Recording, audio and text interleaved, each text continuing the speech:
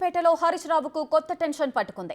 Party కౌన్సిలర్లు కాంగ్రెస్ లో చేరితే మున్సిపాలిటీ చేజారుతుందని ఆయన ఆందోళన చెందుతున్నారు.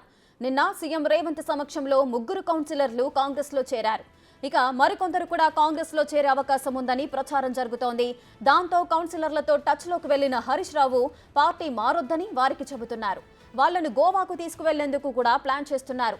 హరీష్ రావు ఎంత బుజ్జగిస్తున్నా అసమ్మతి కౌన్సిలర్లు మెత్తబడలేదని సమాచారం.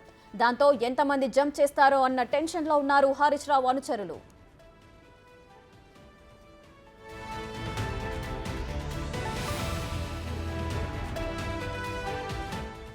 తెలంగాణలో బీఆర్ఎస్ పరిస్థితి రోజురోజుకి అగమ్య గోచరంగా మారుతోంది. ఎన్నికల్లో ఘోర పరాభవంతో కారు టైర్ పంక్చరై పార్టీలోని ముఖ్య నేతలంతా హస్తం గూటికి క్యూ కడుతుండటం కేసీఆర్కి నిద్ర పట్టకుండా చేస్తోందనే టాక్ నడుస్తోంది. ఇప్పుడు హరీష్ రావుకు కూడా బీఆర్ఎస్ కౌన్సిలర్లు షాక్ ఇచ్చారు. ఈ అనూహ్య పరిణామాలతో హరీష్ రావు మరోసారి హాట్ టాపిక్ గా మారారు.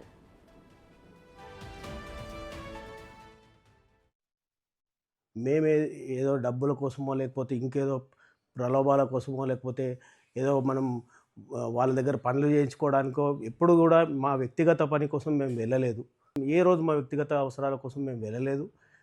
ప్రజల అవసరాల కోసం వెళితేనే చీత్కరించిన ఆ పార్టీలో హరిశన కాదు, ఆ పార్టీలో చాలామంది వ్యక్తులు ఉన్నారు.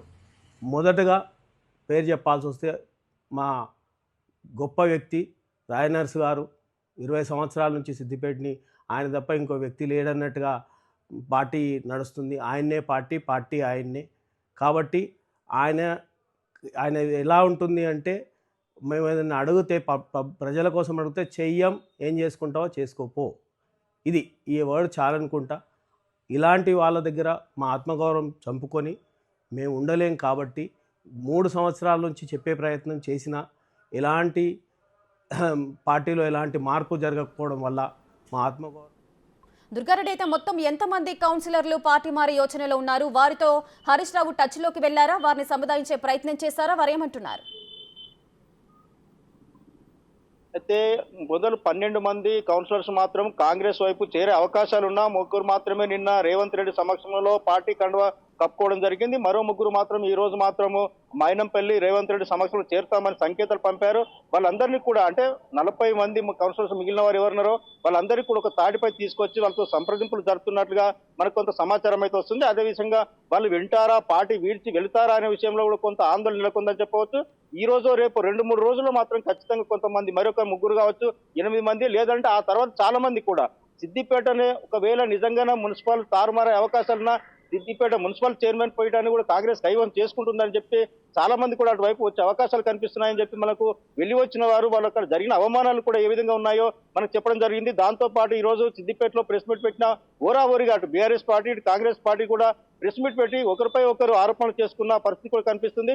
చాలా మంది కూడా అందులో 10 ఏళ్లు మేము పనిచేశాము, పార్టీ క్రియాశీలక పనిచేశాము, ఉద్యమాన్ని వెంటుండి నడిపించాము, మాకు అవమానం జరుగుతుంది, అవహేళన జరుగుతుంది, పార్టీలో ఉండే పరిస్థితి లేదు అని చెప్పి మాజీ మంత్రి హరీష్ రావు దృష్టికి తీసుకెళ్లినా ఆయన స్పందించలేదని చెప్పి కౌన్సిలర్ ఆవేదన వ్యక్తం చేసిన పరిస్థితి చూస్తున్నాం. అదేవిధంగా ఒకవేళ 10-20 మంది వెళ్ళిపోతే మరికొంతమంది తర్వాత ఓ 10 రోజుల్లో వచ్చే అవకాశాలు కనిపిస్తున్నాయి. ఏదేమైనా సరే సిద్దిపేట మున్సిపాలిటీలో బీఆర్ఎస్ పార్టీలో ముసలం పుట్టిందని చెప్పవచ్చు.